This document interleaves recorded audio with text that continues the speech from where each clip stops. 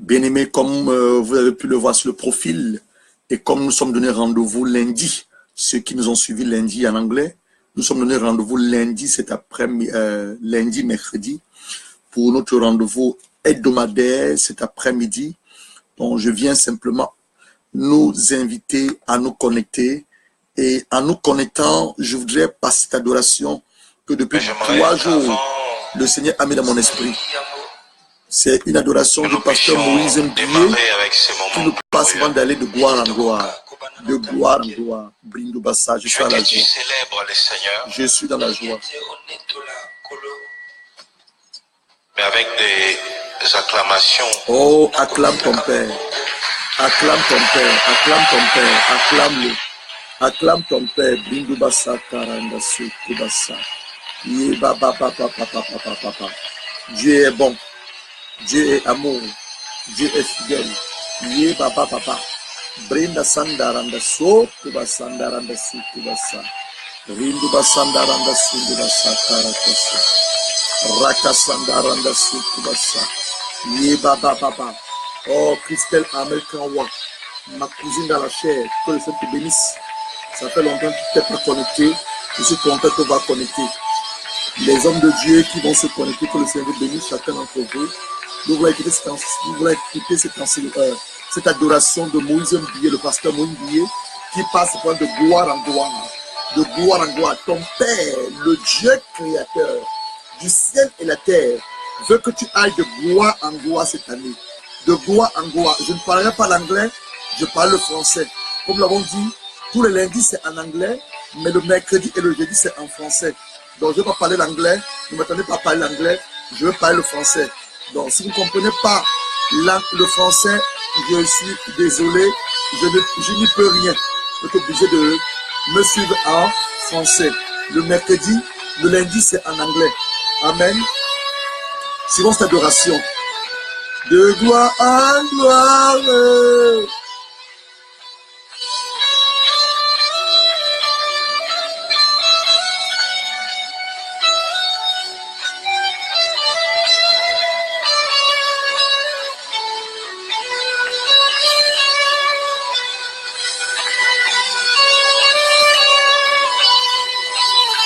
Mène, tu m'amènes.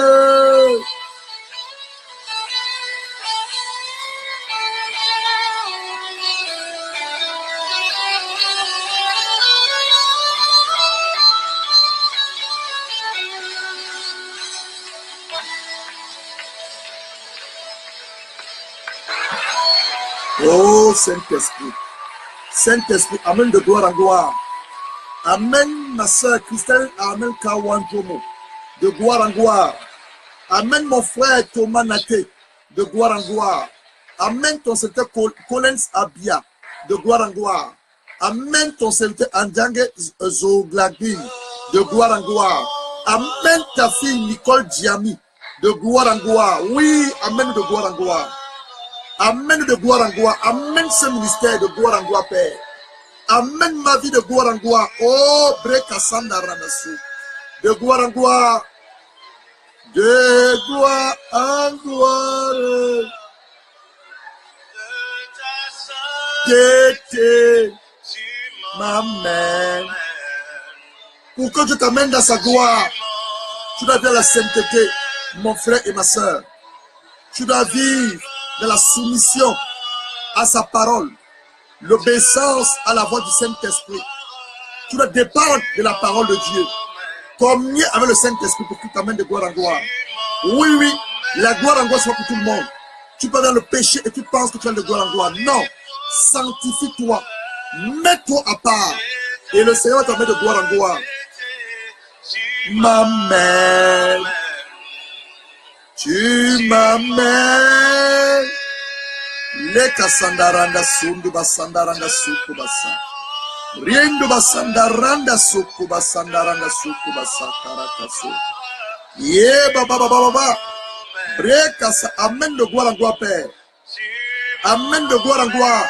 Le kubasandaranda so. Brindo basandaranda so. Kubasandaranda so. Ye baba baba baba. Tete.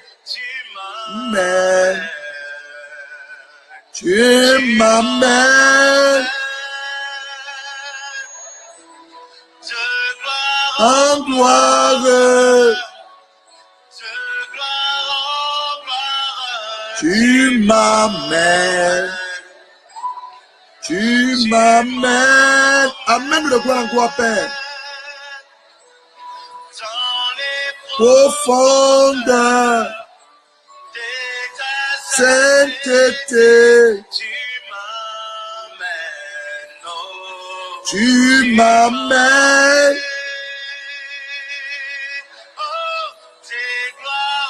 Gloire. Tu m'amènes. Tu m'amènes. Profondeur. Sainteté. Tu m'amènes de gloire en gloire. Adorons ensemble. C'est très facile. Mais adorons ensemble. De gloire en gloire. M'amène. Tu m'amènes dans les profondeurs de ta sainteté. Tu m'amènes. Adorons ensemble, c'est très simple. Tu m'amènes de gloire en gloire. En gloire. Mais tu m'amènes dans les profondeurs de ta sainteté. Tu m'amènes. Tu m'amènes de gloire en gloire. En gloire, tu m'amènes. Tu m'amènes dans les profondeurs de ta sainteté. Tu m'amènes. Tu m'amènes de gloire en gloire. De gloire en gloire. Tu m'amènes. Tu m'amènes dans les profondeurs de ta sainteté. Mais tu m'amènes. C'est que j'aime oh cette Saint-Esprit. Cette chanson n'est pas une chanson ordinaire.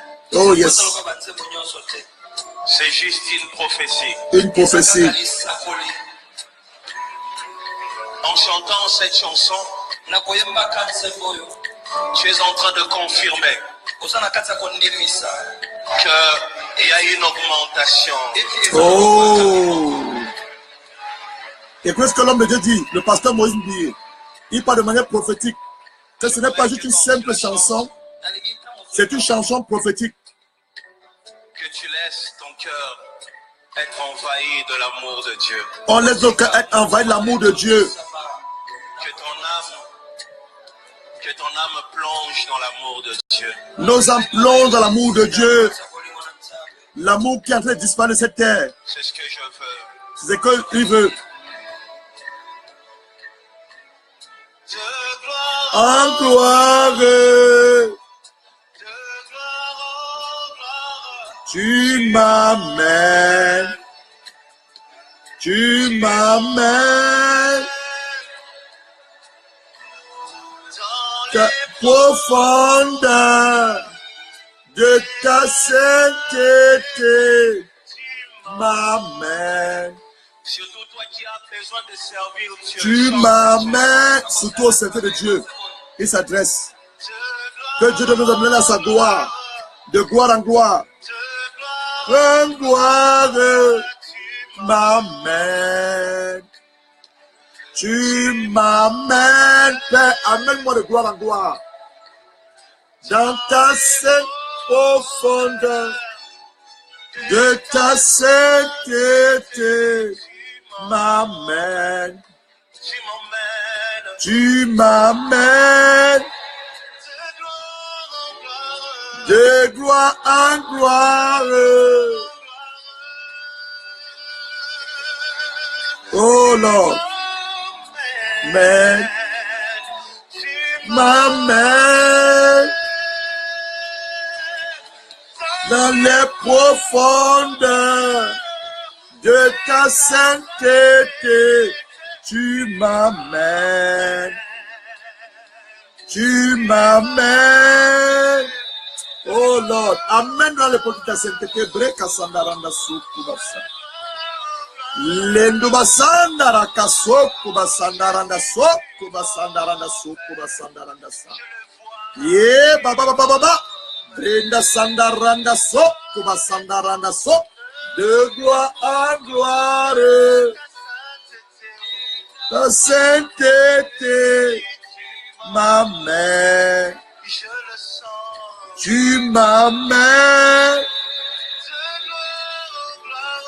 de gloire en gloire.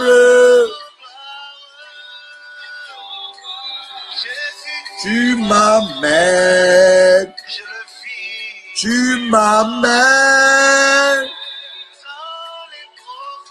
dans les profondeurs de ta sainteté. Tu m'amènes. Tu m'amènes. Les croissants de gloire en gloire. Tu m'amènes. Tu m'amènes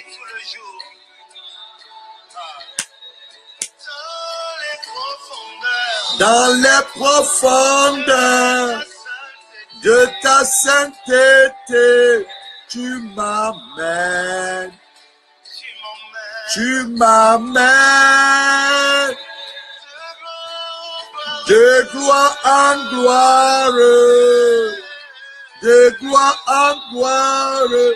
Tu m'amènes. Tu m'amènes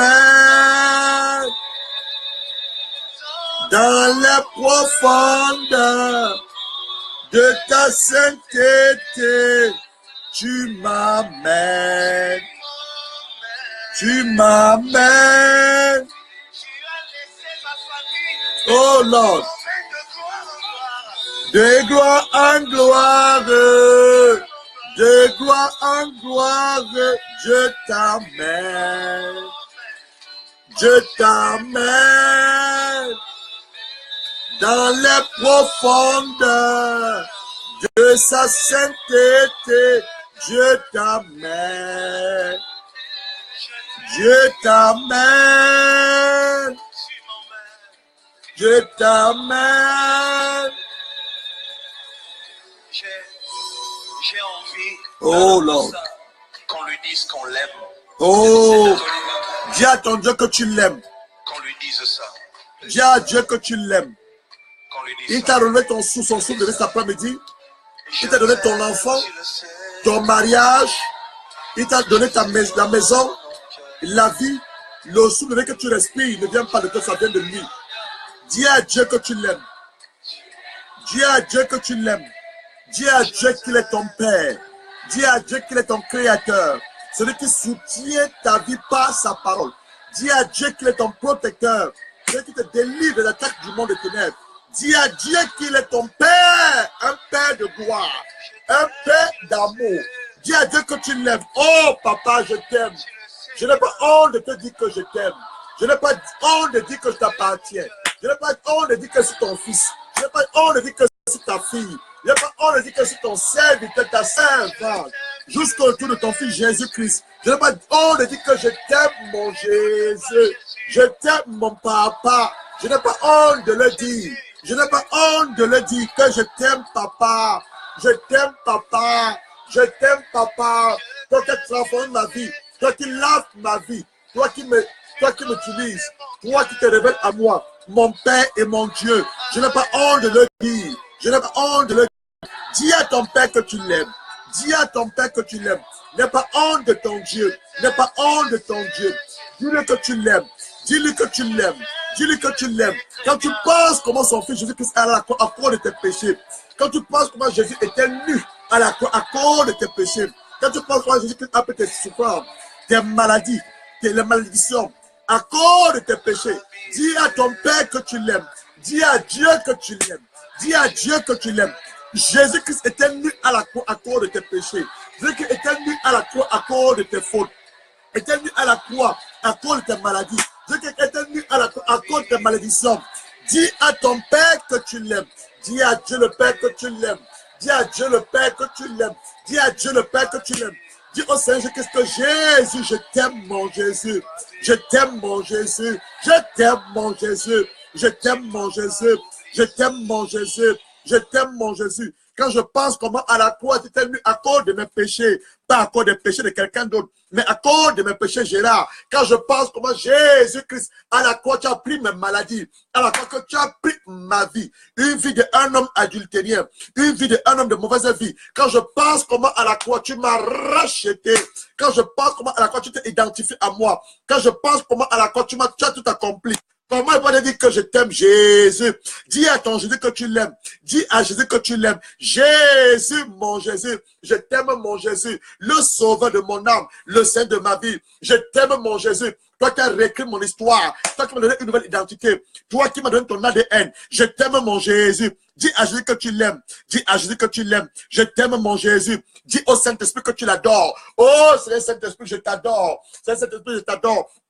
Quand je pense aux multiples révélations que tu m'accordes, l'Esprit du Père, je t'adore, Saint-Esprit, je t'adore, le Saint-Esprit, lui qui est devenu mon ami, mon conducteur, mon guide, mon protecteur, mon avocat, mon défenseur, le Saint-Esprit. Le Saint-Esprit, je t'aime. C'est le Saint-Esprit, je t'aime. C'est le Saint-Esprit, je t'aime. C'est le Saint-Esprit, je t'aime. Quand je vois la belle page, la belle histoire que le Dieu le Père a en train d'écrire, au Dieu de ma modeste personne, le Saint-Esprit, comment ne pas t'adorer? Quand je pense aux paroles que tu me révèles, quand je pense aux enseignements que tu inspires de ma modeste bouche, le Saint-Esprit, comment ne pas t'élever? Oh, Seigneur Saint-Esprit, mon âme te loue. Seigneur Saint-Esprit, mon âme t'adore. Seigneur Saint-Esprit, mon âme te célèbre. Reçois la gloire, reçois la gloire, reçois l'honneur. Quand je vois le soleil que tu m'as donné à cet après-midi, à cette journée, mon Père, comment ne pas t'adorer? Le soleil t'adore, la lune t'adore, les étoiles t'élèvent, les montagnes t'adorent, les vallées t'élèvent, les anges protecteurs t'adorent. Comment ne pas t'adorer? Moi qui tu as fait la grâce de m'avoir encore donné ton souffle de vie en ce jour. Mon Père et mon roi, mon âme te bénit. Mon Père et mon roi, reçois l'adoration, reçois la louange, reçois l'exaltation, l'élévation d'une âme que tu as délivrée de la mort, d'une âme que tu as rachetée du monde des ténèbres, d'une âme que tu as lavée, d'une âme que tu as restaurée. Reçois l'adoration, mon Seigneur Jésus-Christ. Reçois l'adoration, mon Sauveur Jésus-Christ. Reçois l'adoration, le Saint-Esprit. Brenda Sanda Randa Sundu Basanda Randa Sou. Oui, mon frère, il y a des jours comme ça. Nous devons dire à notre Père, c'est pas que nous l'aimons. Il y a des jours comme ça, ma soeur, où tu dois tout oublier. Oublie ta situation, oublie ton mari, oublie tes enfants, et viens à sa présence simplement pour lui dire que tu l'aimes. Simplement pour lui dire que tu l'aimes. Simplement pour lui dire que tu l'aimes. Nous allons invoquer le Saint-Esprit. Nous allons invoquer le Saint-Esprit. Pendant que je te parle, regarde la photo de cet homme. On me l'a envoyé tout à l'heure. Regarde la photo de cet homme. Regarde sa photo. Il est dans un coma. Il est dans le coma entre la vie et la mort. Mais toi, tu as le souffle de vie. Pendant que je te parle, cet homme, il est ici. On m'a envoyé la photo. Il est à Londres. En la vie et la mort, on va prier pour lui. On va prier pour lui. Mais avant cela, on va invoquer la puissance du Saint-Esprit. Le Seigneur nous a dit, cette année, nous allons ramener les morts à la vie. Nous allons ramener les morts à la vie. Donc, mon frère, pendant que je vais adorer le Saint-Esprit, pense à cet homme qui est dans le coma. Toi, tu as le souffle de vie. Tu as le souffle de vie. Il faut adorer ton Père. Il faut dire à Dieu que tu l'aimes. Dis à Seigneur Jésus que tu l'aimes. Dis au Saint-Esprit que je l'adore. Pendant que je te parle, cet homme, regarde, on est en train de chercher sa famille. Il est dans le coma, en la vie et la mort. Et toi, tu as le souffle de vie. Toi, tu es marié. Toi, tu as des enfants. Ne sont pas les générations, comme je l'ai toujours dit, les générations des hommes ingrats ou des femmes ingrates. Mais ce sont les générations des hommes qui connaissent leur Dieu. Une génération des hommes et des femmes qui peuvent prier pour les hommes à travers la terre entière.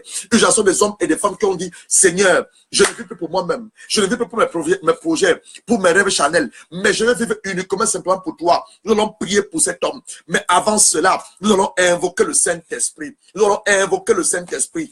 Esprit de, et l'adorer surtout. Esprit de Dieu, je t'adore. Je te donne ma vie et je t'aime. Tant agneau de Dieu, je t'adore.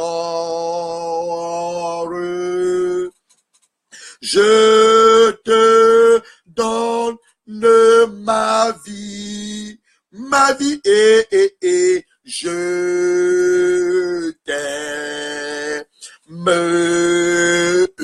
Tant je t'aime, Jésus-Christ, je t'adore.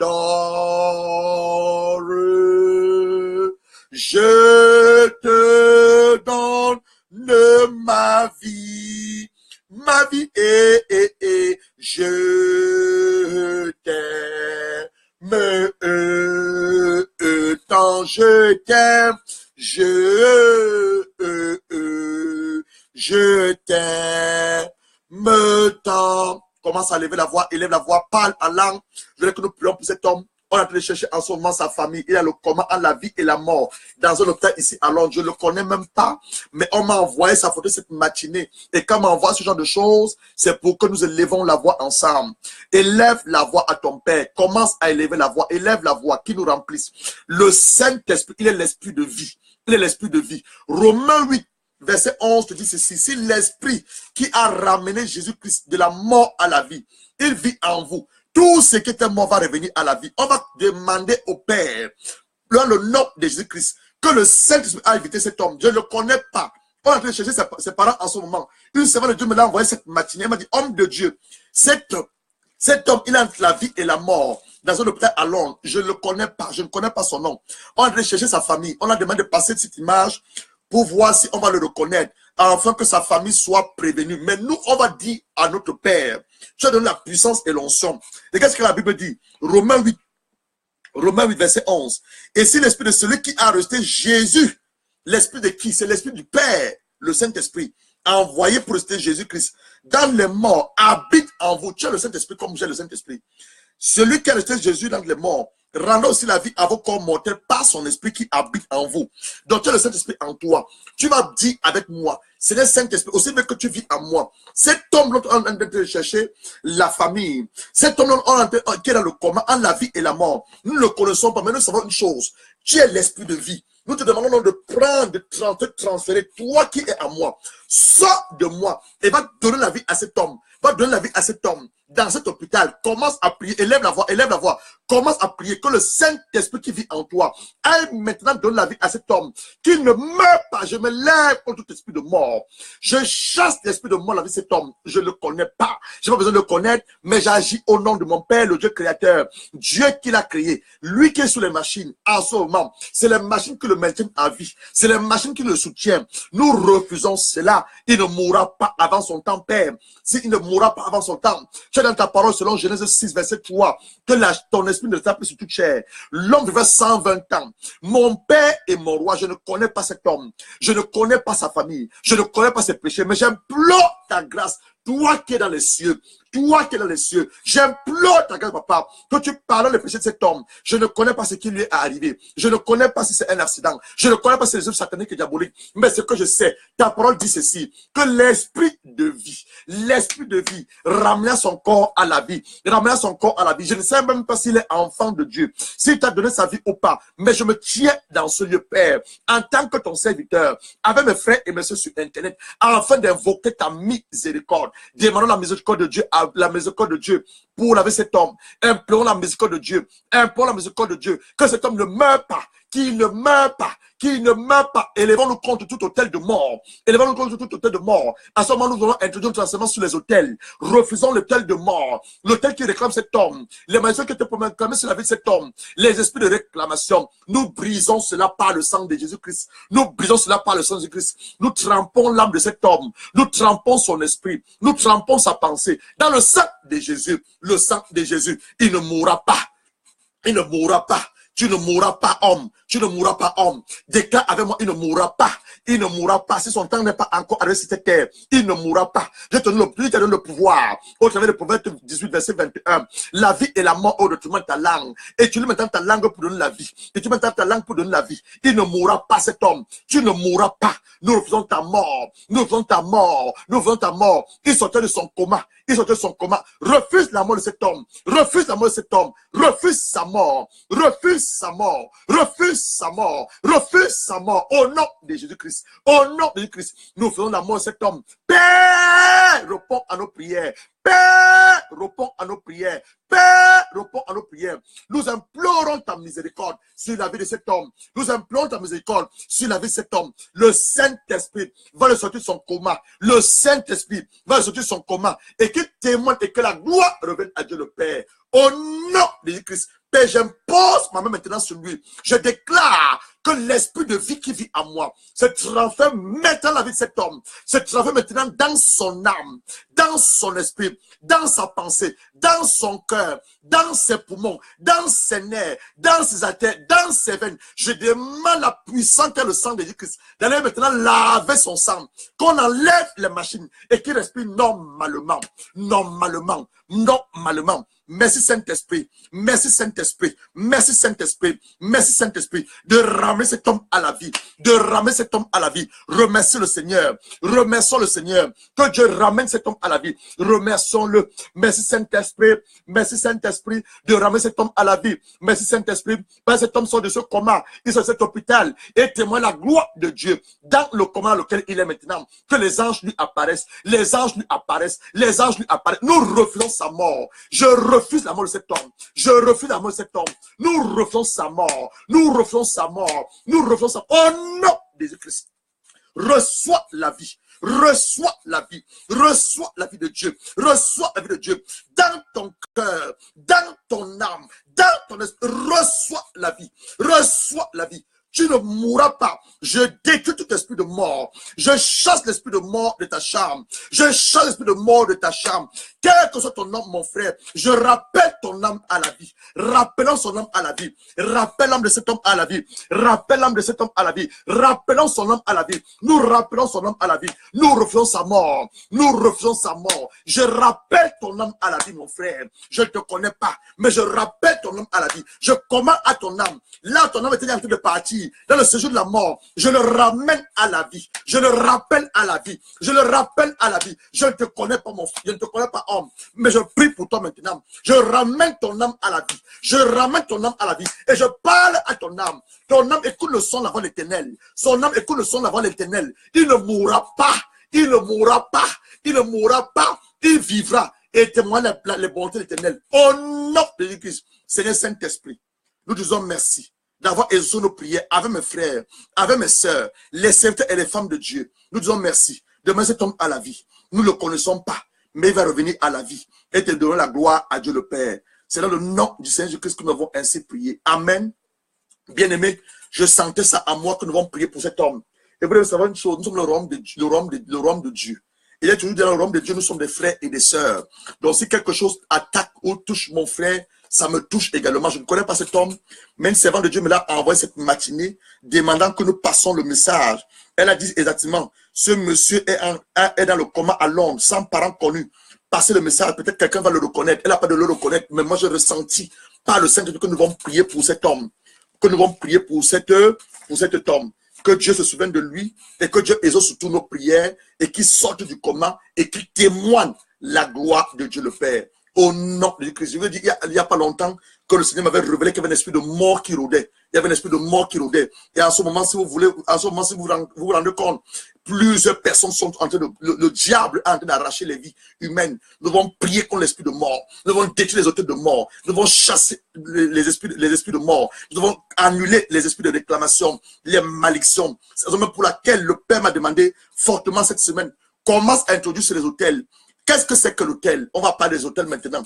Qu'est-ce que c'est que l'autel? D'où vient l'autel? Quel est le but de l'autel? Quel est le mystère qui se cache derrière l'autel? Quelle est la puissance qui se cache derrière l'autel? C'est la raison pour laquelle nous sommes là cet après-midi pour introduire ce sujet. 30 minutes nous avons été pris par notre frère, mais nous savons une chose, nous devons obéir à la voix du Saint-Esprit et que toute la gloire revienne à Dieu le Père qui va le sortir de ce coma et qui va surtout permettre à cet homme de le connaître, de le servir et surtout de le témoigner. Prends maintenant ta Bible. Je veux d'abord aussi honorer la présence de tous les hommes de Dieu qui sont présents là ce soir. Tous les hommes de Dieu, vraiment que le Seigneur vous bénisse. Je n'ai pas peut-être le temps de citer tous vos noms, mais vous reconnaissez les hommes de Dieu. Tu es un pasteur, un prophète, un évangéliste, un apôtre, un docteur. Que le Seigneur te bénisse, homme de Dieu. Et comme je l'ai dit hier, je l'ai dit lundi et je continue à le dire, nous ne prenons pas votre présence dans cette connexion d'acquis. Mais nous rendons des actions de grâce à Dieu pour vos vies et vos différents ministères. Donc, sans plus tarder, nous allons nous exhorter pour le temps qui nous reste, les 30 minutes qui nous restent. Prenons nos Bibles dans Proverbe 25. Proverbe 25. Ouvre ta Bible rapidement dans Proverbe 25. Nous voulons nous exhorter. Nous voulons introduire cet après-midi et demain à 14h, nous allons entrer dans le vif du sujet. Proverbe chapitre 25, verset 1 à 2. Proverbe de Salomon. Proverbe, prends ta Bible, je suis dans le livre de Proverbes, c'est l'Ancien Testament. Proverbes chapitre 25, verset 1 à 2. La parole de Dieu nous dit ceci. Voici encore des proverbes de Salomon, recueillis par les gens d'Ézéchias, roi de Juda. Verset 2. La gloire de Dieu, c'est de cacher les choses. On dit la gloire de Dieu. Quand on parle de la gloire de Dieu, tu dois savoir, on fait allusion à la présence et la puissance de Dieu. La gloire de Dieu est matérialisée par sa présence tangible, visible par ta personne, visible par les gens qui sont autour de toi, et sa puissance. Donc ça compte pas la gloire. On dit la gloire de Dieu, c'est de cacher les choses. La gloire des rois, c'est de sonder ces choses. Donc toi à qui je m'adresse ce soir, tu es une reine, tu es une femme, tu es un roi, mon frère, tu es un homme. Tu dois savoir une chose. En tant que fils de Dieu, Dieu a fait de toi son élu. En tant que serviteur de Dieu, tu es un roi. Regarde ce que Révélation te dit ou Apocalypse. Apocalypse, j'ai encore simplement dit Révélation. Apocalypse chapitre 5, verset 10. Je sais que beaucoup ne sont pas familiers aux Écritures. Donc je vais te montrer dans la parole que tu es un roi et tu es une reine parce que tu es le fils du roi des rois. Ton père, c'est le roi ton père, c'est le roi. Et toi, tu es un petit roi, tu es une petite reine. Donc ton père est le roi des rois. Apocalypse chapitre 5, verset 10. Il dit, tu as fait d'eux un royaume. Donc nous sommes dans un royaume où nous avons pour roi des rois, notre Père, le Dieu Tout-Puissant. Donc il est le roi des rois. Donc un royaume de sacrificateurs pour notre Dieu. Ils régneront sur cette terre. Dans une autre version, on va dire, tu as fait d'eux des rois et des sacrificateurs.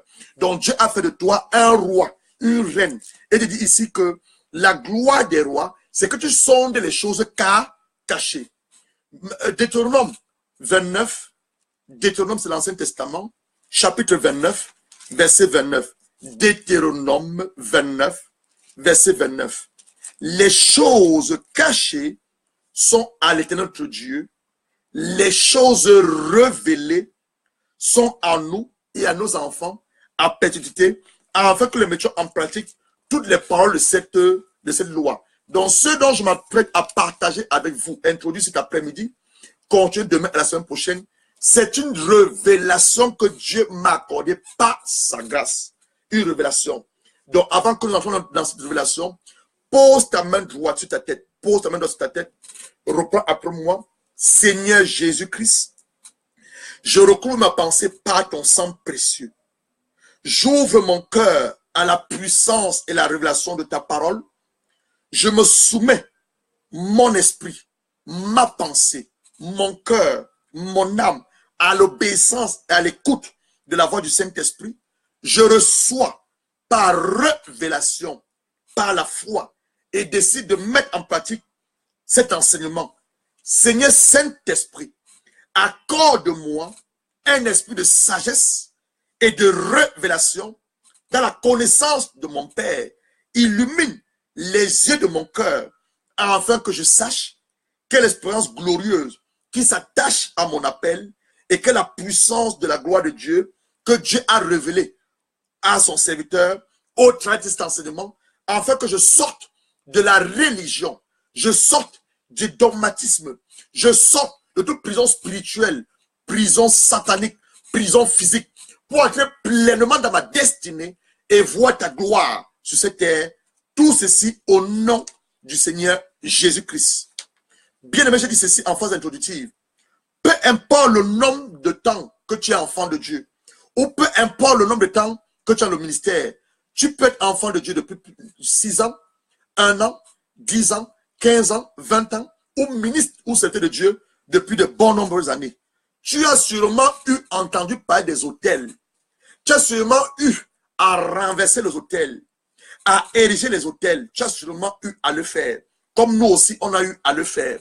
Mais ce que je m'apprête à partager avec toi, mon frère et ma soeur, le Seigneur, notre Père, par sa grâce et surtout le Saint-Esprit, m'a amené à avoir la révélation que je m'apprête à partager avec toi sur un autre angle sur les autels.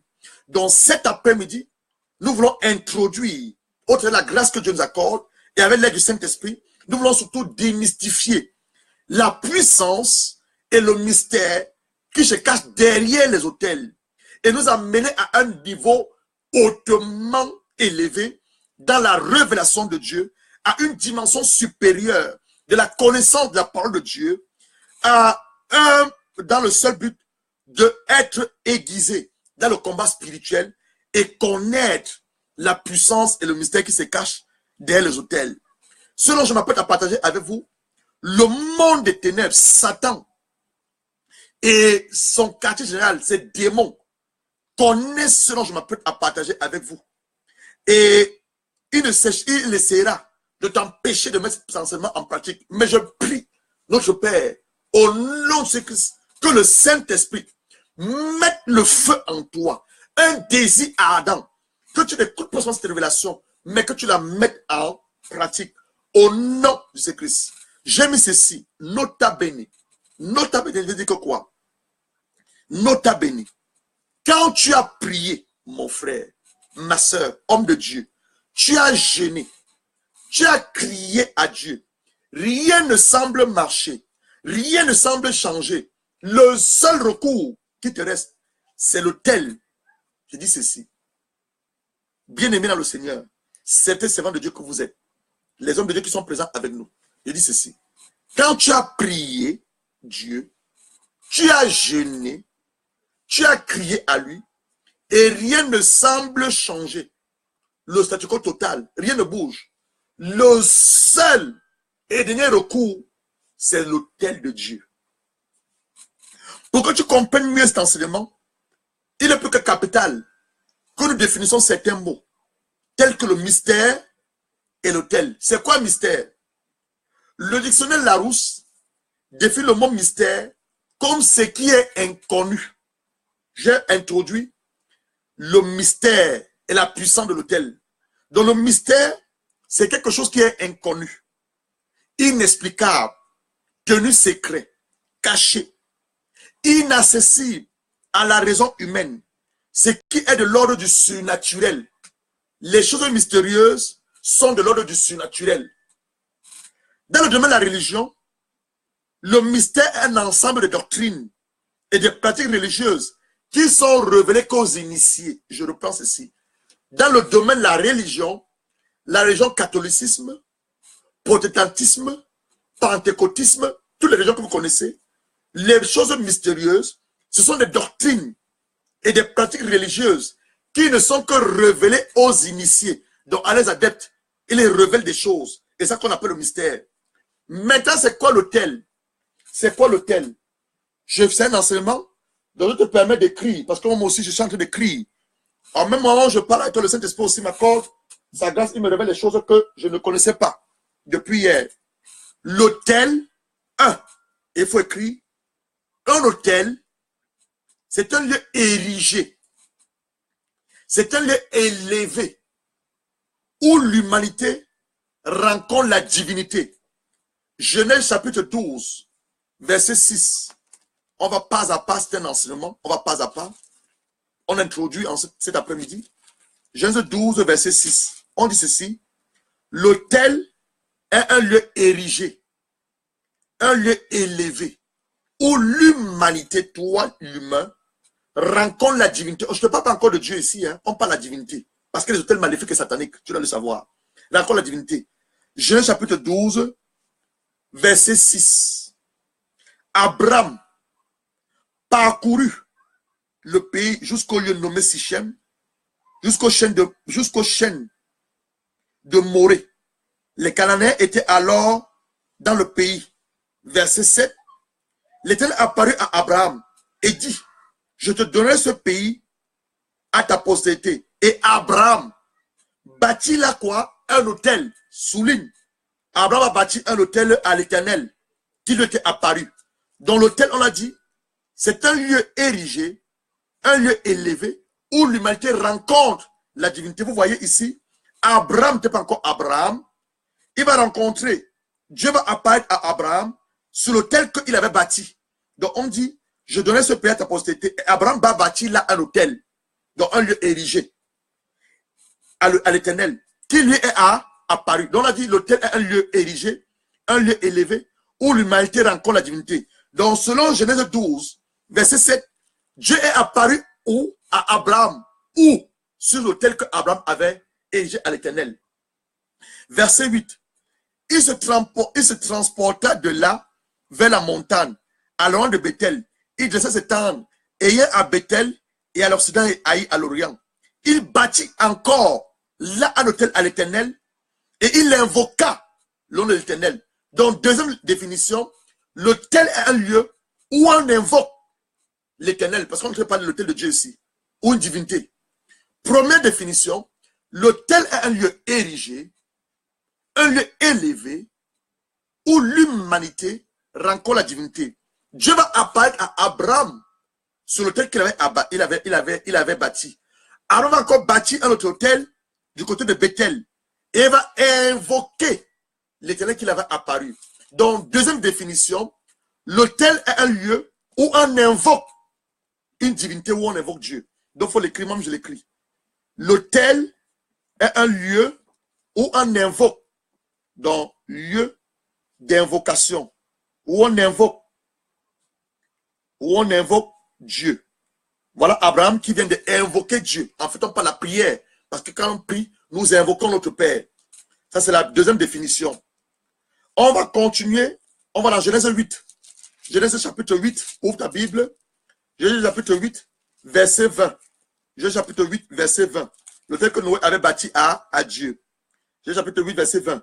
L'autel est un lieu indiqué où on fait des sacrifices à la divinité. Noé, je suis dans Genèse 8, Genèse 20. Noé bâtit un autel à l'Éternel.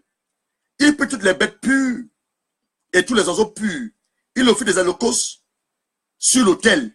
Donc on a dit que l'autel est un lieu indiqué où on fait des sacrifices à la divinité. Voici Noé.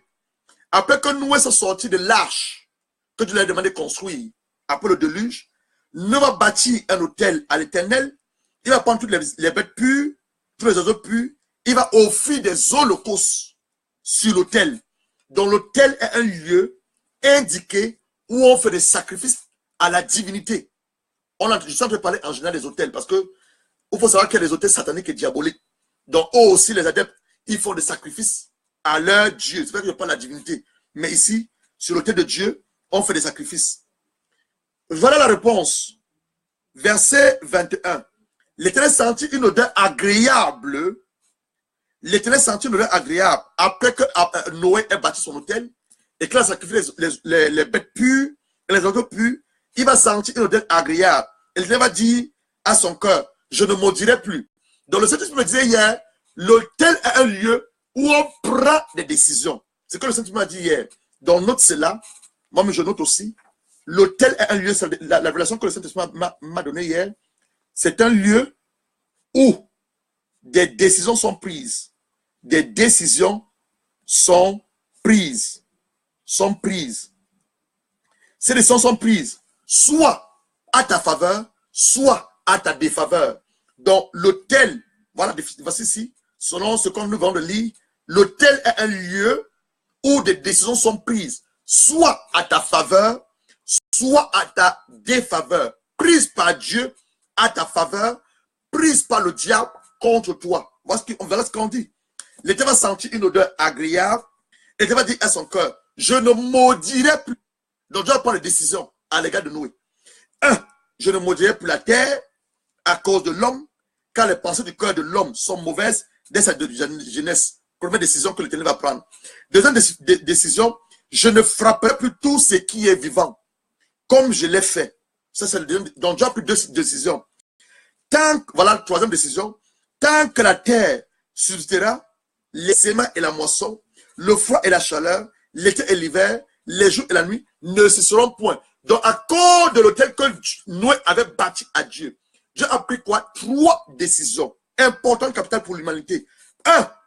Je ne maudirai plus la terre à cause de l'homme et ses pensées.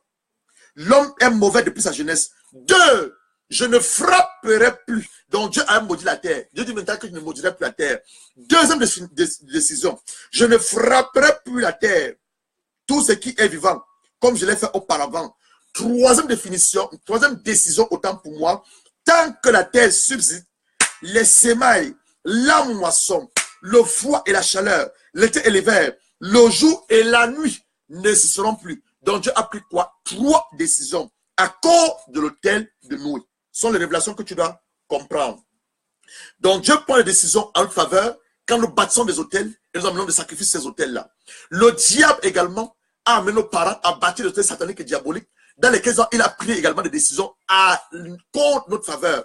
Vous allez voir dans certaines familles où personne ne peut se marier, dans cette famille où personne ne peut construire un immeuble, dans certaines familles où personne ne peut atteindre un certain seuil dans la vie. C'est à cause de quoi? Des décisions prises à l'encontre de cette famille-là. C'est la raison pour laquelle le Seigneur voudrait que j'aille doucement pour que nous comprenions. Dans le lieu, l'autel est encore un lieu où il y a un transfert d'esprit. Maintenant, je te parle de Genèse, le rêve que Jacob a eu. Allons dans Genèse 28. L'autel est un lieu de transfert spirituel. C'est un lieu de transfert spirituel. Genèse 28. Jacob va avoir un rêve. Jacob va avoir un rêve. Je suis dans Genèse 28. Genèse chapitre 28.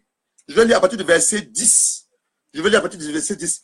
Donc l'autel est un lieu de transfert spirituel. On te parle du rêve que Jacob a eu. Genèse chapitre 28, verset 10. Jacob partit de Beersheba, s'en alla à Charan, verset 11. Il arriva dans un lieu où il passa la nuit. Quand le soleil était couché, il prit une pierre dont il fit son chevet et se coucha dans ce lieu. Verset 12. Jacob va avoir un songe. Et voici, une échelle était appuyée sur la terre et son sommet touchait le ciel. Donc Dieu va ouvrir les yeux de Jacob dans un rêve pour qu'il voit le transfert spirituel. Comment les anges montent et descendent. C'est la même chose quand tu pries. Quand tu pries sur la terre, les anges prennent ta prière, ils l'amènent auprès de Dieu qui est dans les cieux. Et Dieu regarde ta prière selon sa parole. Est-ce que cette prière que mon serviteur a eu à faire, ma servante Aden Joey, mon serviteur Tony Sky, ma fille Binta Mentoui, ma servante à son image, est-ce que cette prière qu'elle a eu à faire est selon ma volonté? Quand je dis oui, la prière est selon ma volonté, donc il dit à l'ange, ma fille a bien prié. Donc je relâche les ossements de sa prière. Il renvoie maintenant un ange. C'est ce que Jacob a eu. Donc Jacob a vu une échelle qui est appuyée sur la terre. Son sommet touchait le ciel. Et voici les gens de Dieu monter et descendre sur cette échelle. Donc vous voyez, dans l'autel est un lieu de transfert spirituel.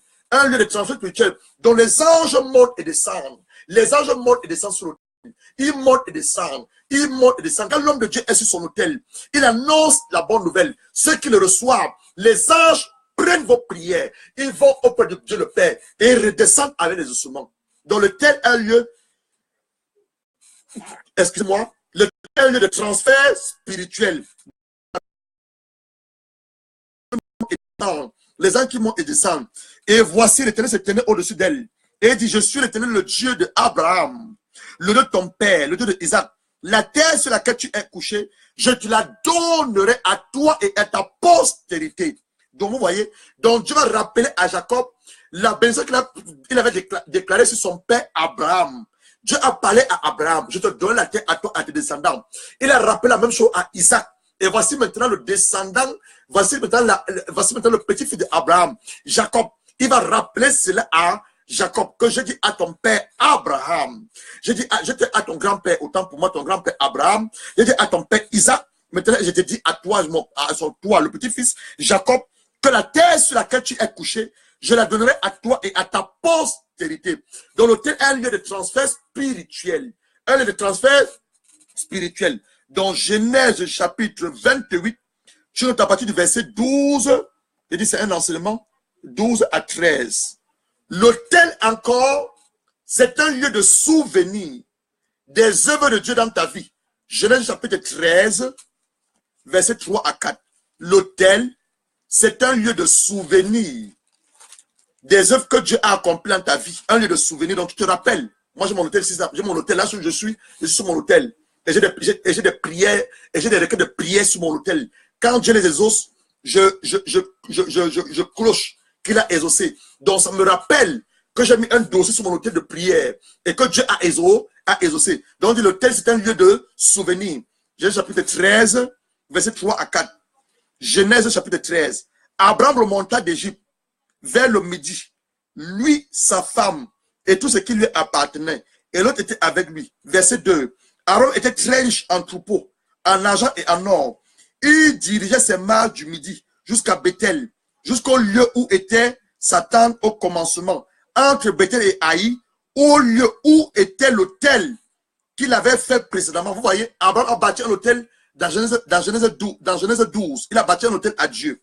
Dans Genèse 13, Abraham, lorsqu'il parcourt encore le pays, il va se souvenir qu'il avait bâti un autel à Dieu à Bethel, au commencement entre Bethel et Haï, au lieu où était l'autel qu'il avait fait précédemment. Donc, quand je dis précédemment, ça veut dire qu'il y a une action qui s'est passée avant. Dans Genèse 12, au verset 7, au verset 8, Abraham a bâti 2 autels à Dieu. À Genèse 13, Abraham se rappelait les autels qu'il avait bâtis à Dieu précédemment. Et là, Abraham fait quoi? Il va invoquer le nom de l'Éternel. Donc, l'autel est un lieu de souvenir des œuvres que Dieu a accomplies dans sa vie. L'autel est un lieu où ta destinée est provoquée. On te parle l'histoire de Samuel. Maman Anne, elle va provoquer la destinée de son fils Samuel sur l'autel. J'ai dit ceci au début. Quand tu as prié, tu as jeûné, tu as crié à Dieu, rien ne semble marcher. La dernière solution, c'est l'autel de Dieu. Voilà l'histoire de Anne. 1 Samuel, ouvre au verset 1 Samuel chapitre 1. On va commencer à lire peut-être verset 4. Verset 4. Le jour où Elkana offra son sacrifice, il donnait 2 portions à Pénina, sa femme, et à tous les fils de les filles qu'elle avait avec elle. Mais il donnait à Anne une portion double. Je reprends. 1 Samuel, verset 1, chapitre 1, verset 4. Le jour où Elkana offra son sacrifice, il donnait des portions à Pénina. Elkana avait 2 femmes, Pénina et Anne, sa femme, et à tous les fils et à toutes les filles qu'il avait avec elle. Mais il donnait à Anne une portion double. Donc ce qu'il donnait à Pénina, il va doubler ça à Anne. Car il aimait Anne, que l'Éternel avait rendu comment? Stérile. La sainteté de Anne vient de Dieu. Dieu avait un besoin. Dieu voulait un prophète en Israël. Parce que Aaron était déjà vieux. Et les enfants de Aaron faisaient du n'importe quoi dans le temple. Donc Dieu voulait un enfant qui allait remplacer Aaron. Il avait fermé les entrées de Anne. Sa rivale lui prodiguait des mortifications pour la porter à céter de ce que l'Éternel avait rendu stérile. Verset 7. Toutes les fois où toutes les années, il en était ainsi. Chaque fois que Anne montait à la maison de l'Éternel, elle la mortifiait de la même manière. Alors elle pleurait, ne mangeait point. Elle, quand son mari lui disait, Anne, pourquoi pleures-tu? Pourquoi ne manges-tu pas? Pourquoi ton cœur est-il attristé? Est-ce que je ne vois pas pour toi mieux que 10 fils? Verset 9. Anne se leva. Après que l'on eut mangé et bu à Silo, le secrétaire Élie était assis sur son chaise près de l'un des poteaux du temple de l'Éternel. Et la maison dans son âme, elle pria. Donc Anne ne va pas répondre à Pénina. Anne ne va pas répondre à son mari comme toi tu réponds quand tu es dans les difficultés. Elle va aller voir son Dieu. Elle pria l'Éternel. Verset de pleurs. Verset 11. Elle fit un vœu en disant, Éternel des armées, si tu viens de regarder l'affliction de ta servante, te souviens de moi, n'oublie pas ta servante, et tu donnes à ta servante un enfant mâle. Je le consacrerai à l'Éternel pour tous les jours de sa vie, et la raison ne passera point sur sa tête. Comme elle resta longtemps en prière, elle était en prière où? Sur l'autel de Dieu. Et je donnais des témoignages, 200 à l'église, à l'époque à Londres, qui ont provoqué les accouchements sur l'autel de Dieu. Je donne des témoignages. Il m'a appelé pasteur Gérard Thier, où je suis à l'église, un mercredi soir. Je m'appelle comme hier. Elle m'a dit, je vais venir à l'église. Je ne savais pas pourquoi elle voulait venir à l'église. Elle est là, la sœur. On a élevé son fils à l'Éternel. Son fils a aujourd'hui peut-être 2, 3, 4 ou 5 ans. C'est pas ça, longtemps. La sœur est là. La sœur est là. Si elle met la main sur la sœur, elle va témoigner elle-même. Elle m'a dit, parce que tu as l'église, j'ai dit oui. Elle est venue là, une enveloppe en main. Je ne l'ai même pas vu, j'étais en haut. Parce qu'à l'époque, à Londres, notre église, c'est à 2 niveaux. J'étais dans mon bureau en haut et l'auditorium est en bas. La sœur a pris une enveloppe. Elle est partie sur l'autel. Elle a pleuré à Dieu. Elle a fait comme Anne. Elle a pleuré à Dieu. Pleuré à Dieu. Elle a posé son sacrifice. Vous voyez la puissance du sacrifice sur l'autel de Dieu. Elle est rentrée. Elle est rentrée à la maison.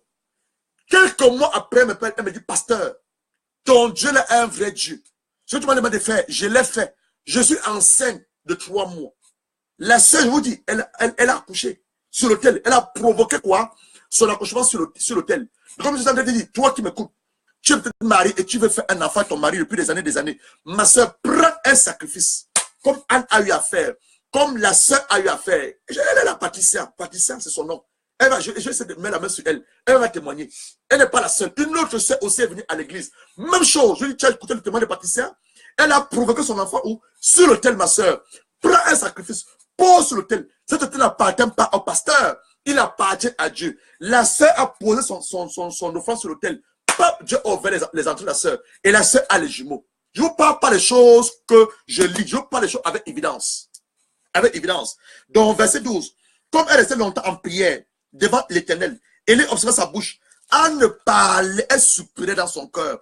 Ne faisait que remuer ses lèvres.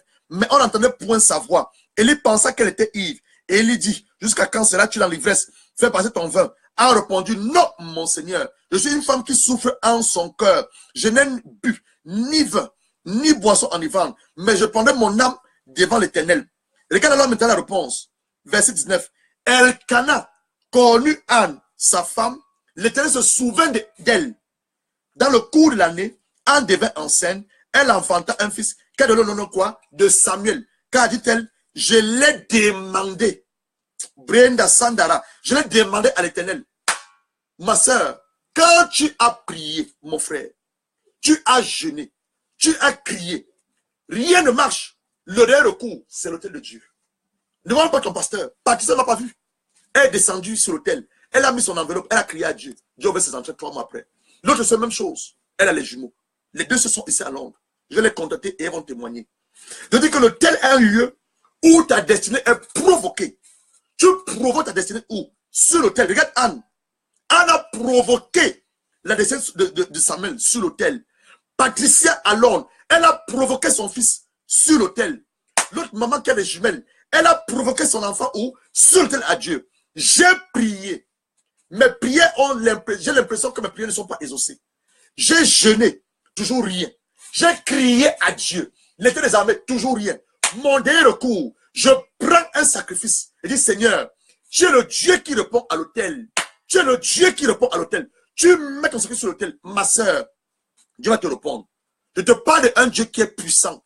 Je te parle d'un Dieu qui est vivant. Je te parle d'un Dieu que je connais. J'ai une alliance avec ce Dieu-là. Il va répondre. Quelle que soit ta situation, ça peut être une situation de, comme Anne, elle avait un problème de stérilité. Une situation de stérilité. Une situation de chômage chronique. Une situation de blocage. Une situation de non-mariage. Une situation de célibat chronique. Une situation de ne sais pas. Quelle que soit ta situation, l'autel est la dernière solution. Quelle que soit ta situation, tu prends une enveloppe, tu dis, Seigneur, je suis fatigué. J'ai entendu ton serviteur. Il m'a dit que lorsque j'ai jeûné, lorsque j'ai prié, j'ai crié à toi, rien ne marche. C'est-à-dire, tu dis, c'est mon année de mariage. Père, je vais me marier. Tu prends ton sacrifice, tu déposes sur l'autel de Dieu. Dieu va te répondre. Dieu va te répondre. Dans l'autel, c'est un lieu où ta destinée est provoquée. C'est la raison pour laquelle le diable, dans sa méchanceté, dans sa perversité, il a amené nos parents à bâtir les hôtels. Parce qu'il savait que quand nos parents allaient bâtir les hôtels, il allait bloquer nos destinées. Vous comprenez maintenant? Pourquoi le diable, tout ce qu'il fait, il fait le contraire de Dieu. Quand tu veux provoquer ta destinée, tu veux appeler ton mariage, ton travail, tes entrailles, tes finances sur l'autel de Dieu, le diable, qu'est-ce qu'il fait? Lui bloque tes entrailles. Vous comprenez cet enseignement? Lui bloque tes entrailles. Il bloque ton mariage. Il bloque tes finances. Il bloque ta destinée. C'est ça pour laquelle, quand on va commencer à prier, quand les hôtels maléfiques et sataniques, la semaine prochaine, mon frère, vous te fâchez. Je t'enseigne d'abord la puissance et le mystère qui réside derrière l'hôtel de Dieu. Pour que, quand la semaine prochaine, quand on va arriver aux hôtels maléfiques et sataniques, il faut que tu te fâches. Parce que c'est là où ton mari est retenu. Ton mari n'est pas retenu dans le ciel. Ton mari est retenu sur la terre. Sur la terre. Depuis le premier jour. Tu veux que je te montre ça? Ou tu es dans Daniel. On va terminer avec... Non, j'ai encore notre définition de l'hôtel. Avant Daniel, j'ai encore notre définition de l'hôtel. L'hôtel est un lieu d'adoration. De dévotion quotidienne. L'hôtel, c'est un lieu d'adoration. On adore Dieu sur l'hôtel. C'est un lieu de dévotion quotidienne. Avant d'arriver dans l'histoire de Daniel, je vais te montrer ça. Acte 17, Acte chapitre 17, on va terminer avec ça pour aujourd'hui. C'est un enseignement, on va doucement, progressivement, demain on va continuer. On va entrer dans les profondeurs. On va voir pourquoi même Dieu a même demandé aux hommes de bâtir les hôtels. Pourquoi Dieu a amené les hommes à bâtir les hôtels. On va le voir demain, parce qu'on est en train de répondre aux questions. C'est quoi l'hôtel? Je viens de te répondre à cette question. Le but de l'hôtel, on va parler de ça demain, et sa puissance également, on va parler de ça demain. Dans Acte chapitre 17, versets 14 à 15, on va terminer avec cette dernière définition. L'hôtel est un lieu de dévotion quotidienne. Acte 17, versets 14 à 15. Acte 17, versets 14 à 15. La parole de Dieu dit ceci. Je vois à partir du verset 13. Paul et Silas, ils vont à Thessalonique.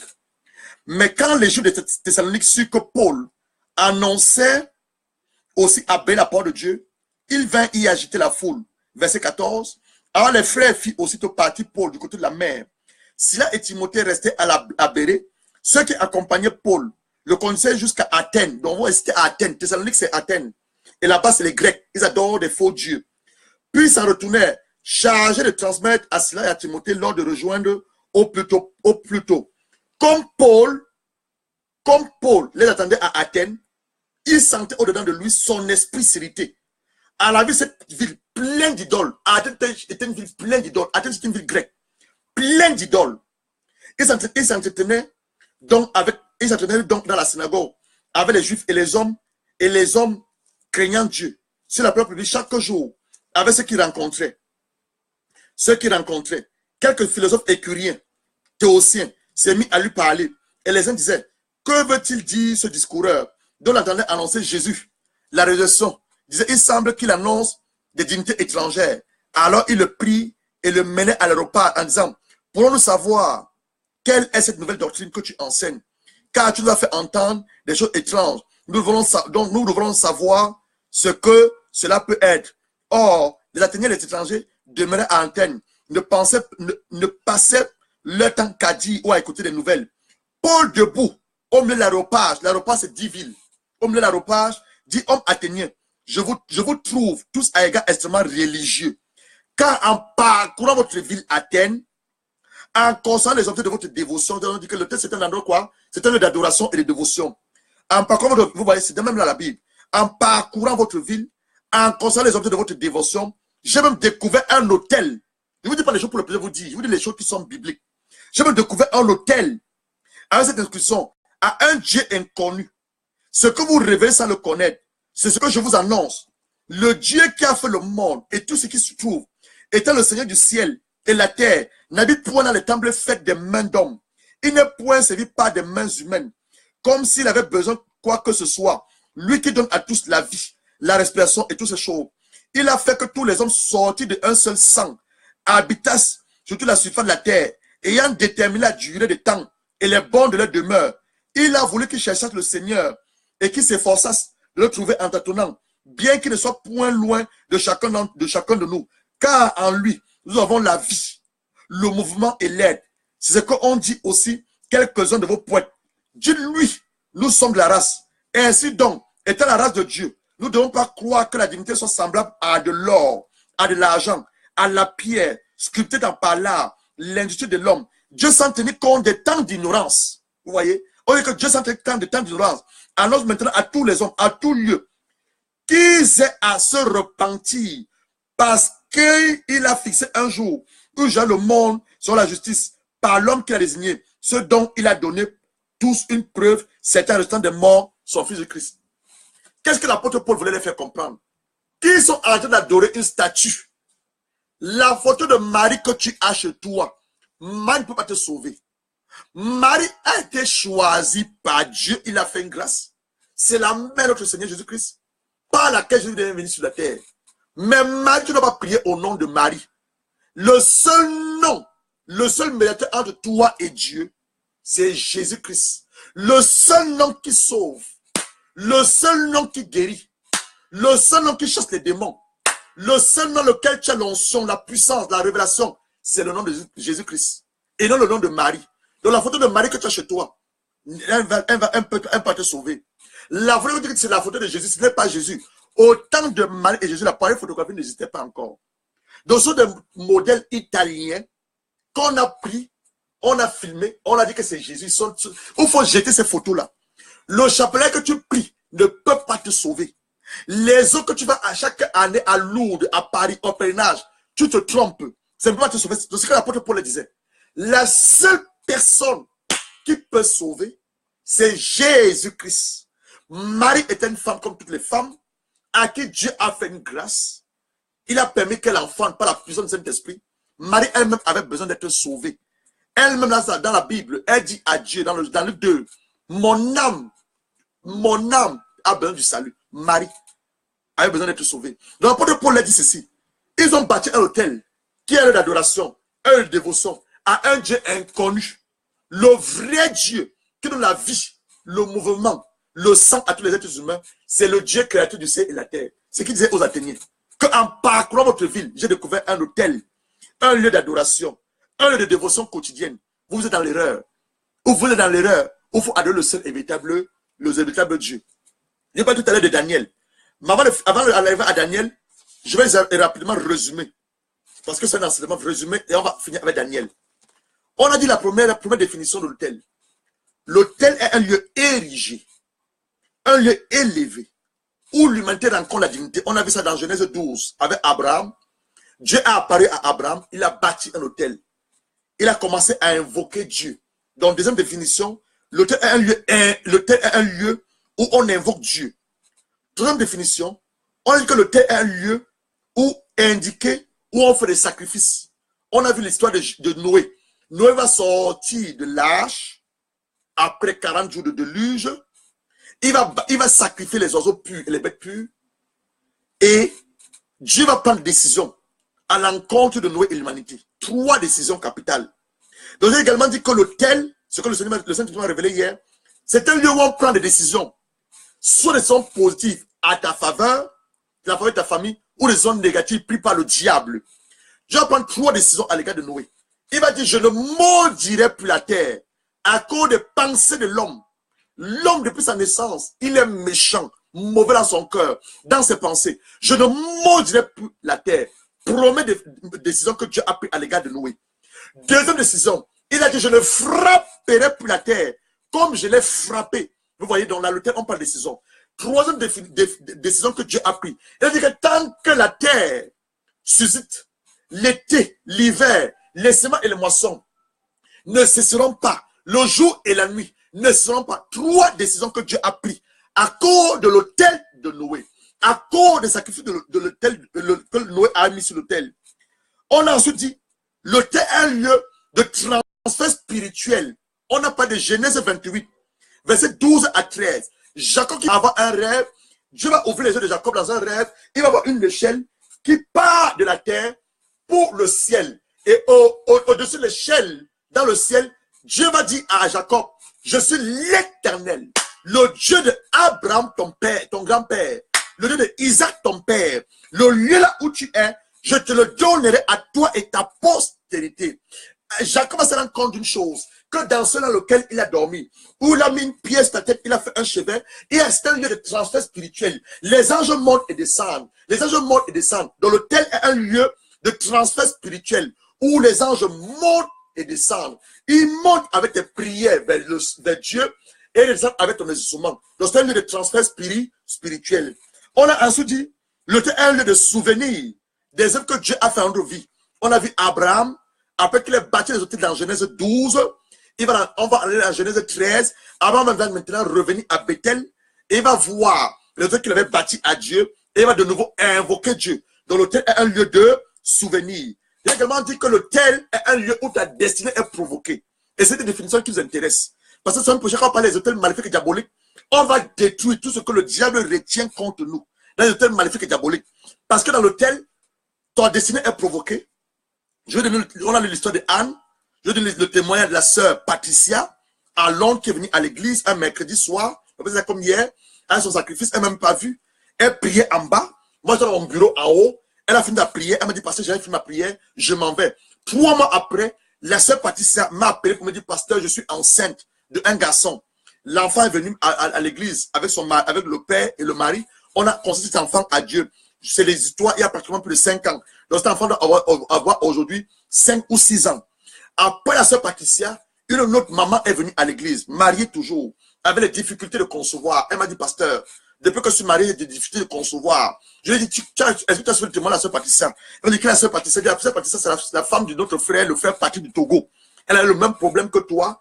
Elle allait sur l'autel avec un sacrifice. Elle a dit, je crois à ça. Elle a pris l'enveloppe, elle a mis un sacrifice, elle allait sur l'autel, elle a pris. Aujourd'hui, je te parle, cette maman, elle a des jumeaux. Elle a des jumeaux. Donc, je te parle des choses pour te dire. Je te parle avec des témoignages évidents. Donc, quand tu as tout essayé, j'ai prié, j'ai crié à Dieu, j'ai jeûné, aucune réponse. Mon dernier recours, c'est le thé de Dieu. C'est l'une des définitions que nous avons beaucoup utilisées. Par cette définition, c'est là où nos destinées ont été retenues en captivité par le diable. Les autels sont encore des lieux de prison spirituelle, satanique et diabolique, où le diable retient nos destinées. Souvenez-vous, l'année dernière, que Dieu, dans sa grâce et dans son amour, il m'a transporté en esprit, il m'a mis dans le monde marin, oui, dans les eaux, sous les eaux, Mami Wata, la scène des eaux. Il y a un monde là-bas, tu ne le sais pas. J'ai vu des personnes enchaînées dans les cages, des hommes et des femmes, des mains liées, des pieds dans les cages. J'ai demandé au Saint-Esprit, pourquoi tu m'amènes dans ce lieu? Il me dit, prends la clé. Une clé est venue sur mes mains. J'ai commencé à ouvrir ces prisons, ouvrir les chaînes, et les frères qui étaient encaptés sous les eaux ont été libérés. Et que toute la gloire revienne à Dieu.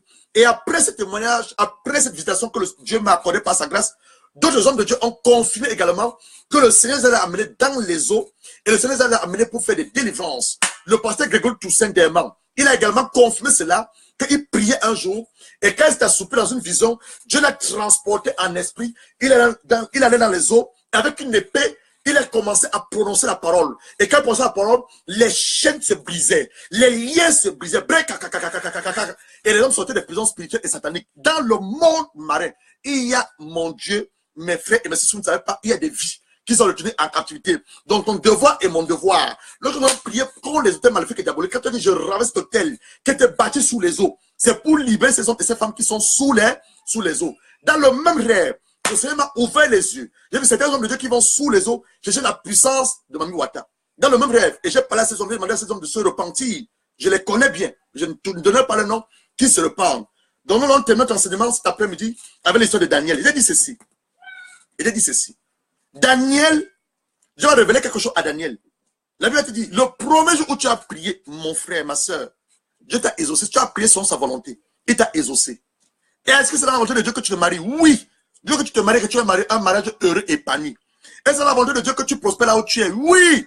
Josué 1, verset 3. Tout le lapin tes pieds foulera, il te donne en possession. Et tu dois posséder ce lieu. Et les bonnes richesses, tu dois le manger, les bonnes richesses. Et c'est la volonté de Dieu que tu sois en santé? Oui. Si tu veux que tomber malade au mois de avril, au mois de mars, c'est un auteur qui parle contre toi, ma soeur.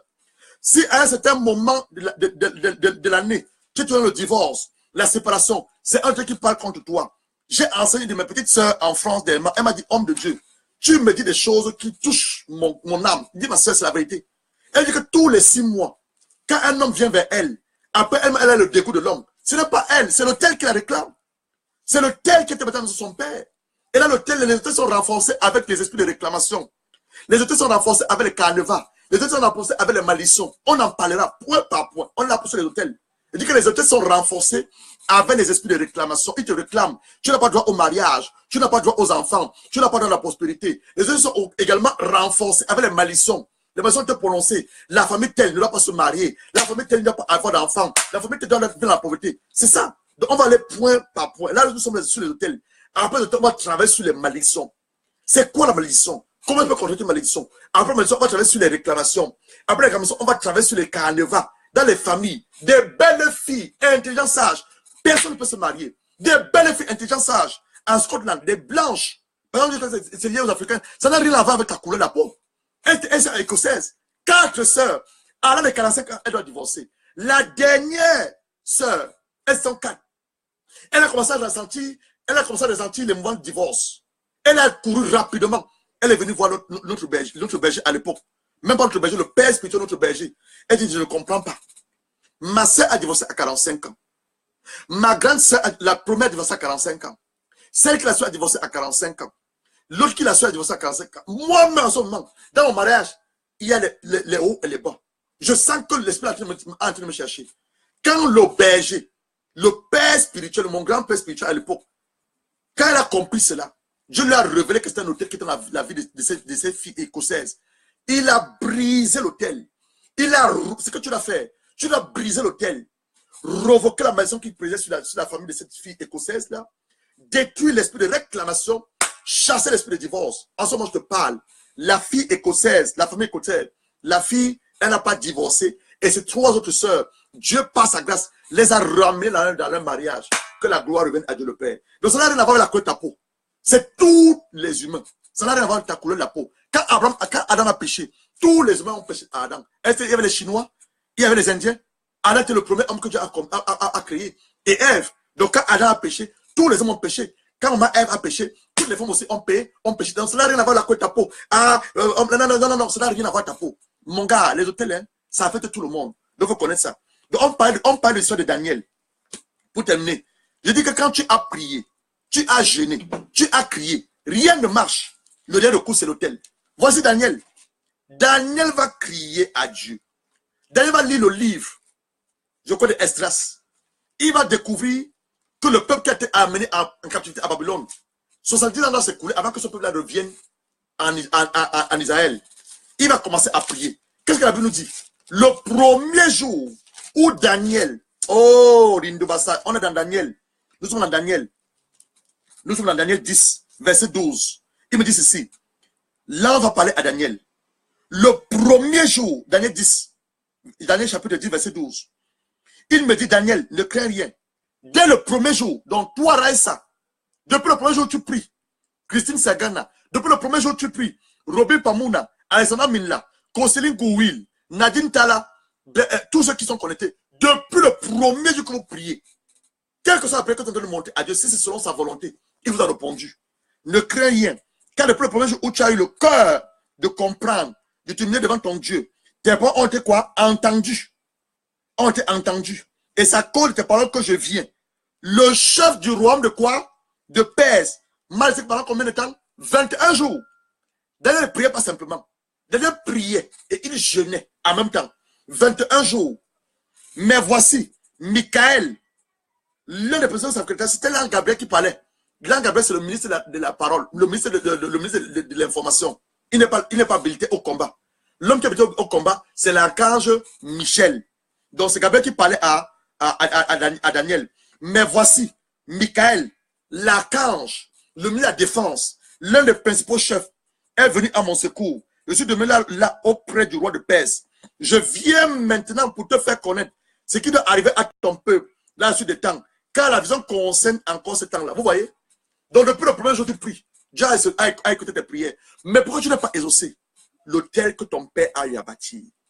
L'autel que ta mère a eu à bâtir? L'autel que toi, peut-être, tu as eu à bâtir?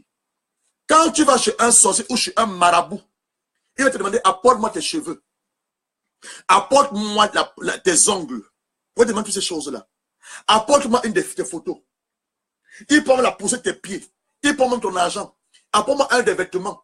Pourquoi demander toutes ces choses? Toutes ces choses-là, en matière spirituelle, en dontologie spirituelle, on appelle ça des éléments qui te représentent.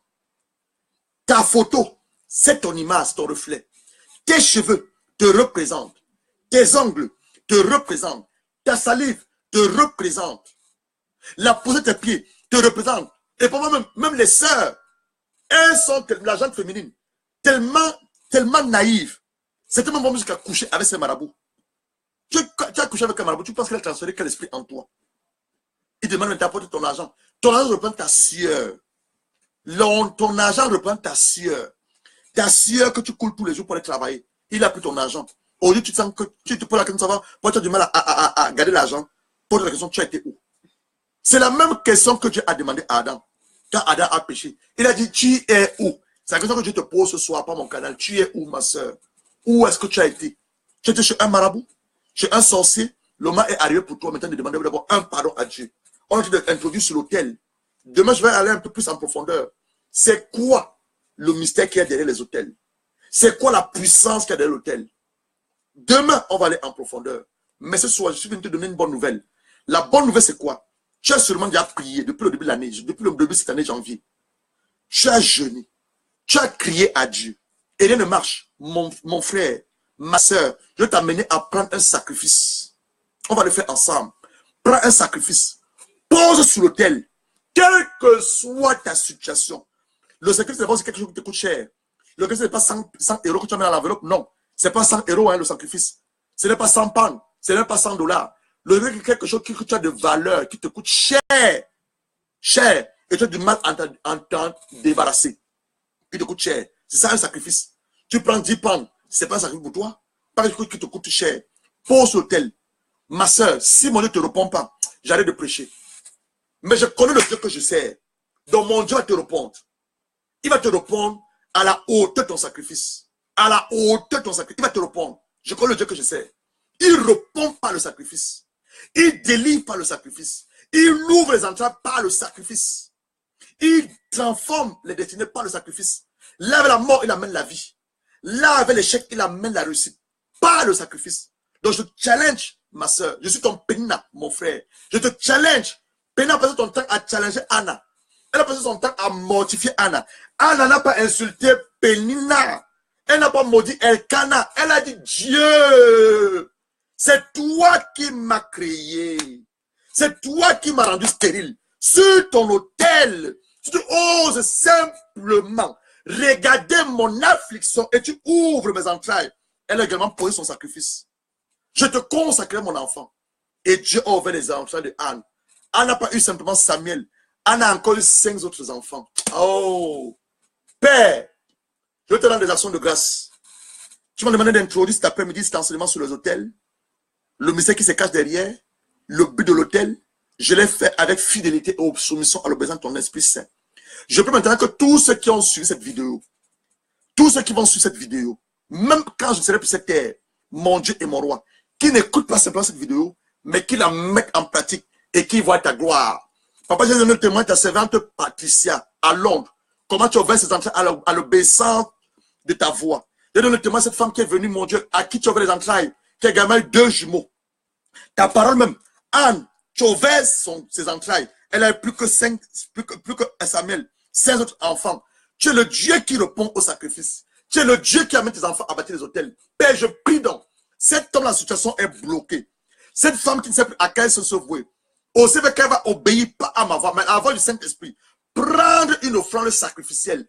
Poser sur ton autel, mon Dieu et mon roi. quel que soit l'endroit où elle se trouve, quel que soit ce qui est bloqué dans sa vie, réponds, toi qui réponds par le feu, réponds, toi qui agrées les sacrifices, réponds, toi qui as répondu à Anne, tu as répondu à Abraham, tu as répondu à Isaac, tu as répondu à Jacob, réponds Père, et que la gloire te revienne. C'est au nom du Seigneur Jésus-Christ que nous avons ainsi prié.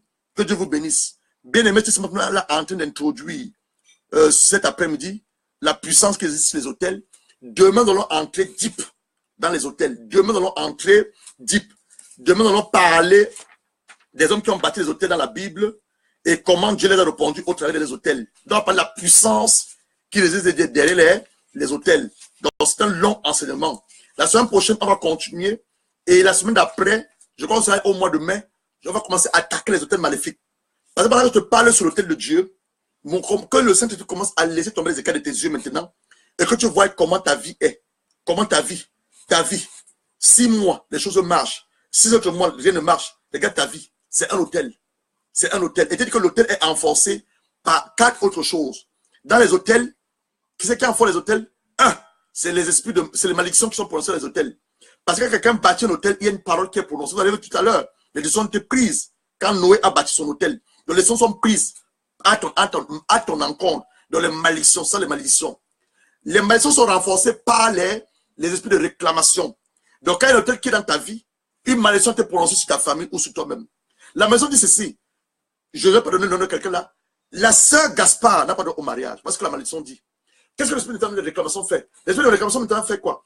Quand tu as un homme pour le mariage, hop, il détruit l'homme. C'est comme ma cousine m'a dit dernièrement à Paris. Elle dit, papa, tous les 6 mois, quand un homme vient vers moi pour le mariage, on chemine bien. Premier mois, deuxième mois, troisième mois, quatrième mois, cinquième mois. Mais au 6e mois, j'ai le dégoût à moi. Et on a la même chose ici à Londres, une sœur. Chaque fois qu'elle rencontre un homme pour le mariage, l'homme part la Belgique pour venir rencontrer la sœur en Angleterre. La sœur commençait à grossir, commençait à sentir, à mal sentir. Quand le prétendant fiancé arrive, il dit, tu sens une odeur bizarre. Et la sœur a plus de poids. Le prétendant s'en va. Elle vient, pasteur, je ne comprends rien. J'ai fait un constat. Toutes les fois, quand j'ai un fiancé, soit c'est une odeur qui a dit que je sens, soit je prends du poids. Parce que ce que je sens, je vous assure, je ne sentais rien. La sœur, elle est mariée aujourd'hui. Je ne sentais rien. Je ne voyais pas les grosseurs de la sœur. Mais la sœur a dit ceci. Toutes les fois, c'était quoi? C'était l'hôtel. C'était quoi? L'hôtel. Tu vas voir, dans cette famille, des beaux garçons. Ils sont allés à l'école. Ils ont des beaux diplômes. Mais pour se marier, ils n'arrivent pas à se marier. D'autres, des beaux garçons. Ils sont allés à l'école. Ils ont des diplômes. Mais pour trouver le travail, c'est difficile. C'est les petits boulots. Les petits boulots. Tu dis, mon frère, pourquoi tu fais le ménage? Parce que je parce que je te dis. Tu as quel diplôme? Il a un master. Tu as quel diplôme? Il a un DA. Mais il fait quoi? Le ménage, c'est quoi? C'est l'hôtel. Son père a bâti un hôtel. Et dans l'hôtel, les malédictions ont renforcé l'hôtel. Disant que personne de cette famille ne peut atteindre tel seuil dans leur vie. Mais je te dis, aussi qu'on parle des hôtels, je prie que le Saint-Esprit commence à laisser tomber les écailles de tes yeux. Aussi qu'on parle des hôtels, quels que soient les hôtels que ton père a eu à bâtir, dans l'air, sur la terre, dans les eaux, dans les cimetières, dans les marécages, dans les forêts, le feu du Saint-Esprit va le casser ces hôtels. Le feu du Saint-Esprit va le casser ces hôtels. Tu sors de ces hôtels, tu sors de ces hôtels, tu sors cette présence satanique et diabolique pour aller manifester la destinée à laquelle Dieu t'a appelé et pour vivre sa vie en abondance. Trop, c'est trop. Tu ne vas pas être retenu par un hôtel. Il dit que tu vas sortir de ces hôtels par la puissance de la parole, par le feu du Saint-Esprit et par la force. Commence à te fâcher, mon frère. Comment à te fâcher? Prends une feuille. Comment faire ta propre cul d'âme? Comment faire ta propre cul d'âme, comme je viens de te dire? Fais autant ta propre cul d'âme. Quand on va attaquer la semaine prochaine, les hôtels maléfiques et diaboliques, mon frère, fâche-toi.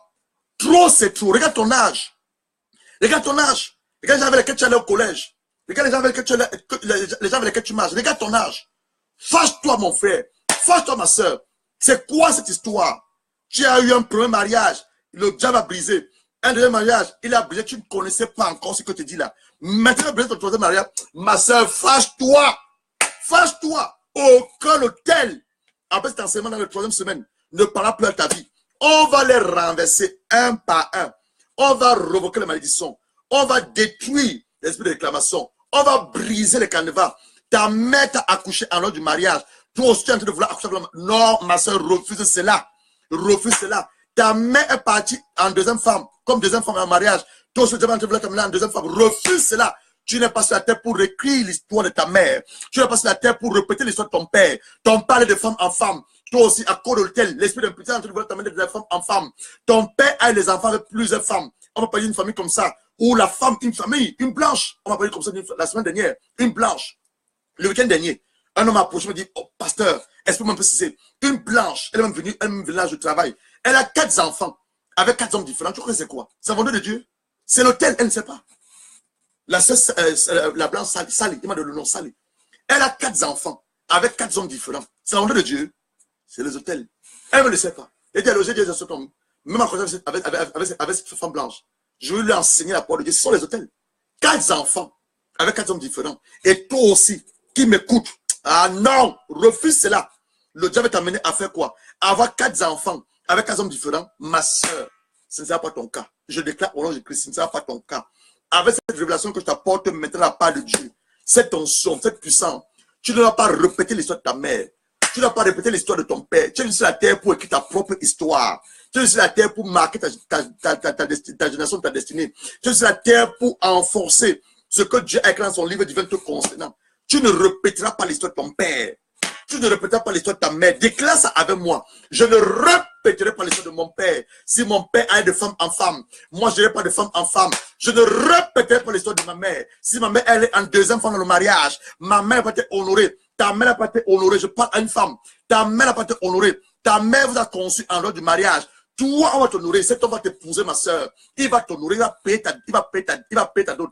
Il va t'amener chez le maire. Vous allez aller voir un pasteur, va bénir votre mariage. Si on t'a accouché dans un champ, il y a des sœurs comme ça là, ta mère, elle a eu un rapport dans une bourse. Toi, tu ne vas pas avoir des rapports dans une bourse. Tu dois avoir des rapports normalement dans le mariage. Alors, déclare que ce n'est pas ta portion. Refuse cela au nom de Jésus-Christ. Refuse cela au nom de Jésus-Christ. L'onction de Dieu est sur toi. La puissance de Dieu est sur toi. La main de Dieu est sur toi. Et le sang de Dieu te rend invisible. Refuse cela.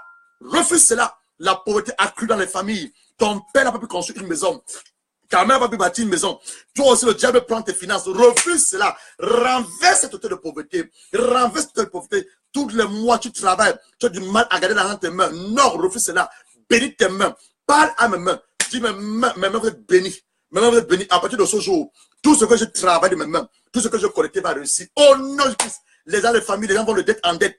Ton père était endetté. Ta mère était endettée. Ton rêve était endetté. Toi aussi, le diable, par les autres, t'amener des dettes en dette. Refuse cela, hôtel d'endettement. Je te consume par le feu. Tu as pu amener mon père dans les dettes. Ma mère dans les dettes. Mes frères, mais moi, je sors de là. Je ne vais pas vers les dettes. Je refuse tout hôtel de dette. Renverse-moi l'hôtel de dette là. Renverse cela au nom de Christ. Oui, mon frère, tu dois être en colère. L'homme de Dieu appartient à des violents.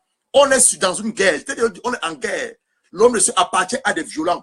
Matthieu 11, verset 12. Depuis le temps de Jean-Baptiste, l'homme de Dieu est violencé. C'est des violents. Le monde n'est plus arrivé seulement de venir à l'église avec la Bible, de venir sur Facebook m'écouter. Non! Le monde est arrivé de faire violence, opération commando. Nous sommes en opération commando, opération de violence. Ou c'est toi ou c'est eux. Mais quand tu ne tomberas pas, eux tomberont. Eux tomberont. Eux tomberont. Dans le nom de Christ. Je ressentais ça à moi de vous amener à prier.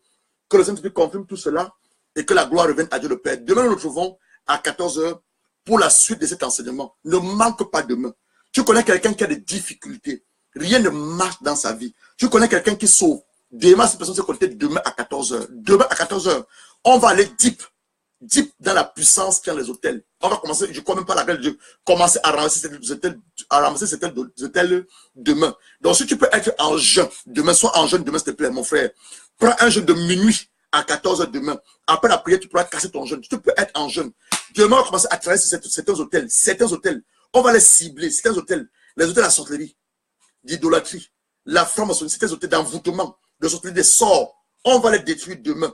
Point par point. Point par point. C'est ce qu'on va faire. Donc demain, sois en jeûne. Mets ta tenue militaire. Porte un pantalon jean. Mets un t-shirt de sport. Demain, on va aller point par point. On va enseigner et renverser les hôtels. Enseigner et renverser les hôtels. Enseigner et renverser les hôtels. Par la grâce de Dieu. Donc demain, je vous attends à 14 h. Soyons tous connectés. Soyons en jeûne. Prions beaucoup cette nuit. Prions beaucoup, priez beaucoup pour moi. Afin que Dieu m'accorde la sensibilité du Saint-Esprit et qui nous montre les hôtels qui voulaient que nous renversons pour la journée de demain. Que Dieu vous bénisse. Et comme je l'ai dit tantôt, les gars, sincèrement pour toi, ne sois pas un enfant de Dieu ingrat. Partage à un homme, à une femme, et Dieu fera beaucoup de bien à cet homme, à cette femme, par cet enseignement. Alors, ce que je revienne vers vous demain, continuez à rester en prière. Écoute cet enseignement, le Seigneur va te donner d'autres révélations, et demain, ne te connais pas seul. Quand tu as un homme avec une femme qui a des problèmes et des difficultés, et Dieu nous fera sûrement du bien demain. Donc, à demain, et que Dieu vous bénisse.